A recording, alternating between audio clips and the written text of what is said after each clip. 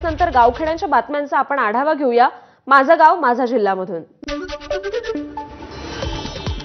ST कर्मचाऱ्यांसाठी आनंदाची बातमी। एसटीचा अडकलेला बोनस तातडीने द्या, काळजीवाहू मुख्यमंत्र्यांचे परिवहन विभागाला आदेश।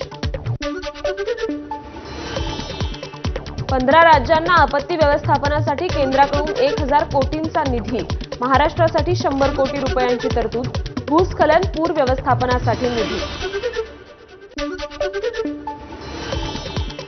सिडकोच्या महागृहनिर्माण योजनेला नागरिकांचा अभूतपूर्व प्रतिसाद। 1 महिन्याच्या कालावधीत घरासाठी 92,000हून अधिक नागरिकांकडून अर्ज। 11 डिसेंबरपर्यंत करता येणार ऑनलाईन अर्ज।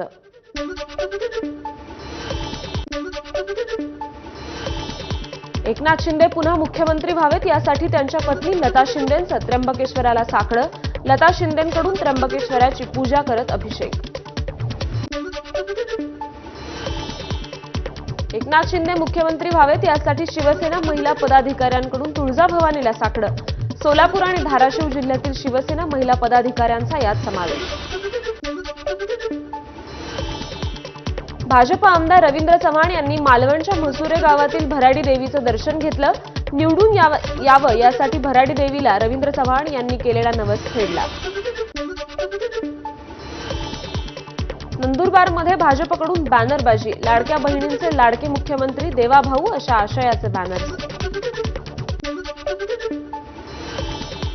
निवडणूक निकालानंतर हिंदू समाजाकडून राज्यात विविध ठिकाणी बॅनरबाजी। आता प्रतीक्षा लव्ह जिहाद विरोधी कायद्याची, प्रतीक्षा हिंदू राष्ट्राची अशा आशयाचे बॅनर्स। चिपळूणच्या सावर्डेमध्ये बॅनर काढल्यामुळे शेखर निकमांचे कार्यकर्ते आक्रमक। बॅनर काढलेल्या तरुणाला कार्यकर्त्यांची शिवीगाळ। शेखर निकम यांच्या कार्यकर्त्यांनी संबंधित तरुणाला पुन्हा बॅनर लावायला लावला। नाशिकमध्ये क्षुल्लक कारणावरून तरुणाची हत्या। लहान मुलांवरून झालेल्या वादाचा राग मनात ठेवून हत्या। 8 जणांवर गुन्हा दाखल, एकाला अटक।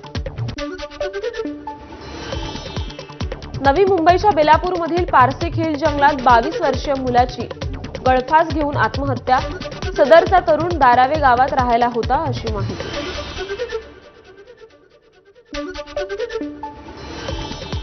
कार चोरणाऱ्या आंतरराज्यीय टोळीचा नागपूर पोलिसांकडून पर्दाफाश। बनावट सॉफ्टवेअरच्या माध्यमातून बनावट चावी बनवून कारची चोरी करणाऱ्या 5 जणांना पोलिसांकडून अटक।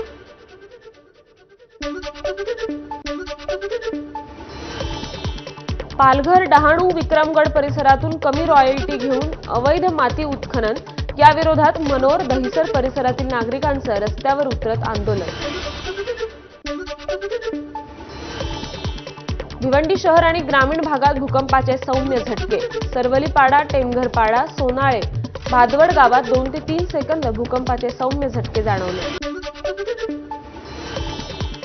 गेल्या 30 दिवसात अहिल्यानगरमधील तापमानात 11 अंशांची घट। 25 तारखेला 10 अंश सेल्सिअस पर्यंत तापमान घसरल्याची नोंद।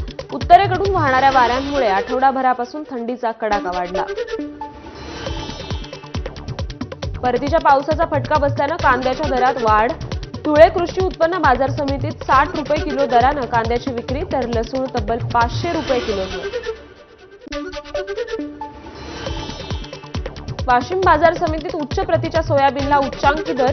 2 वर्षांनंतर प्रथमच सोयाबीनला 5200 रुपयांचा भाव। नंदुरबारमध्ये यंदा मिरची उत्पादनात 50% अधिक घट।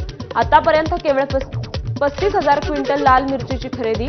अतिवृष्टी आणि विषाणूजन्य रोगांच्या प्रादुर्भावामुळे उत्पादनात घट, आता किमती वाढण्याची शक्यता। नवरीला घेऊन जाण्यासाठी नवरदेवानं थेट हेलिकॉप्टरच आणलं। 40गावच्या रांजणगावात पार पडलेल्या या लग्न सोहळ्यानंतर विदाईसाठी संपूर्ण ग्रामस्थ यावेळी हेलिपॅडवर उपस्थित।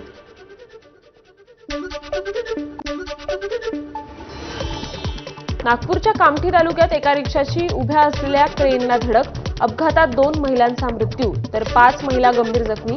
चालकाचं नियंत्रण सुटल्यानं अपघात झाल्याची माहिती।